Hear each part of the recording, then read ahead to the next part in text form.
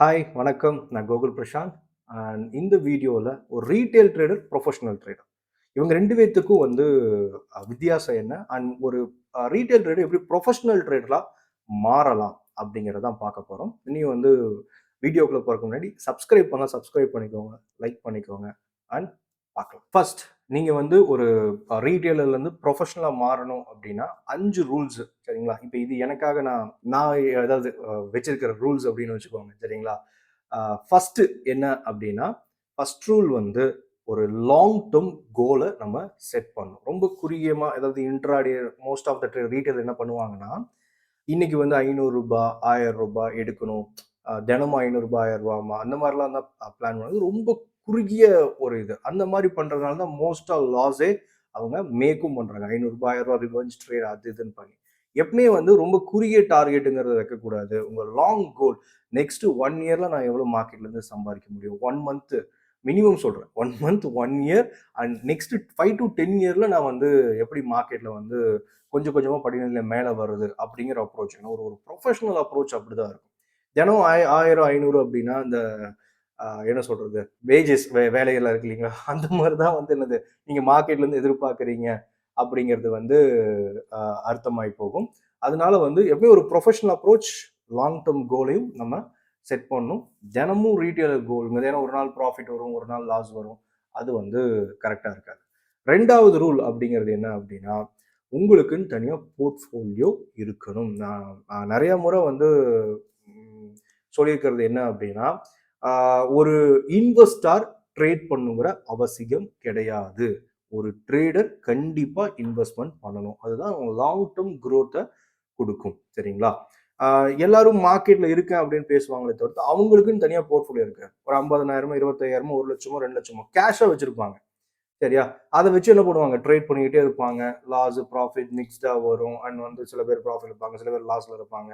ஆனா கடைசி வரையும் போர்ட்ஃபோலியோ அப்படிங்கிறது ஒண்ணு அவங்களுக்கு இருக்கவே இருக்காது.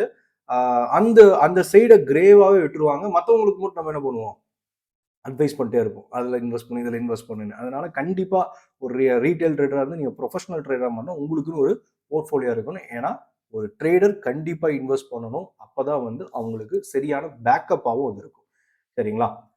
3வது பார்த்துட்டோம் அப்படின்னா, நீங்க பண்ணக்கூடிய ப்ராஃபிட்டை எப்படி ரீஇன்வெஸ்ட் பண்ணணும்? ஏன்னா வித்ட்ரா பண்ணுவாங்க. எனக்கு இவ்வளோ தேவை, அவ்வளோ தேவை வித்ட்ரா போட்டுருவாங்க. எப்பவுமே வித்ட்ராவல் போடக்கூடாது. சில பேர் தினமும் ப்ராஃபிட் வருதுன்னு தினமும் வித்ட்ரா போட்டுருவாங்க. சரியா? 10 நாள், 20 நாள் வித்ட்ரா போட்டு தொடர்ந்து ப்ராஃபிட் வரும். லாஸ் வரும்போது மாட்டிப்பாங்க. அந்த வித்ட்ரா போடுற அமௌண்ட் என்ன பண்ணுவாங்கன்னா, செலவு பண்ணுவாங்க.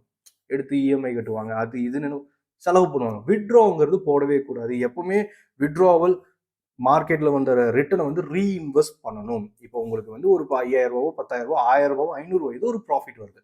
அது கொண்டு போய் ஒரு ஸ்டாக்லயோ, இல்ல மியூச்சுவல் ஃபண்ட்லயோ, இல்ல கோல்டு பீஸ், இல்ல நீங்க பிசிக்கலா கூட என்ன பண்ணலாம்? இன்வெஸ்ட் பண்ணணும். சரிங்களா? அப்பதான் உங்களுக்குங்கிற லாங் டேர்ம் நீங்களே ஒரு படிநிலையில மேல அப்படியே மேல மேல மேல மேல கொண்டு போய் உங்களை மேல உயர்த்தி உங்களை வைக்கணும் இல்லைங்களா? அந்த படியை நீங்க ரீஇன்வெஸ்ட் பண்றதுலாம். மார்க்கெட்ல இருந்து எடுக்கக்கூடிய ப்ராஃபிட்டை அது இன்ட்ராடேவோ இல்ல நல்ல ஒரு ஷார்ட் டேர்ம் ட்ரேடோ எதுலயோ பண்றீங்க. அது உங்களுக்கு நீங்களே வடிவமைச்சுக்கிற ஒரு ஸ்டெப்னு வச்சுக்கோங்களேன். ஒவ்வொரு ஸ்டெப்பா நீங்களே உங்களை மேல கொண்டு போறது தான். ஆனா வித்ட்ரா போட்டீங்கன்னா கண்டிப்பா அது ப்ராப்ளம்ல தான் கொண்டு போய் நிறுத்தும். சரிங்களா? 4வது கமிட்மெண்ட் வச்சுட்டு ட்ரேட் பண்றது. எனக்கு மந்த் ஆனா எனக்கு ரூ. 20,000 வேணும், ரூ. 30,000 வேணும்.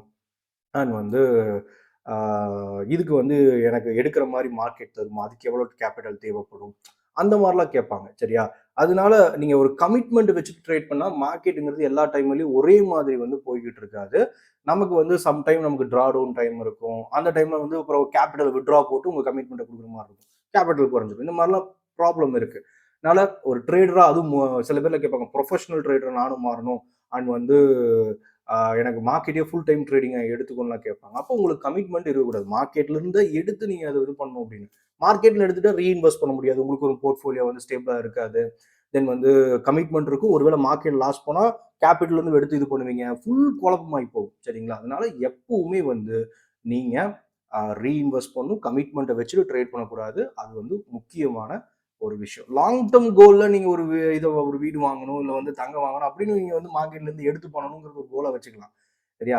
தின தேவைகள் அண்ட் வந்து மாத உங்களோட தேவைகளை மார்க்கெட்டை நம்பி இருக்காதீங்க. அது வந்து அன்ஸ்டேபிள். சரிங்களா?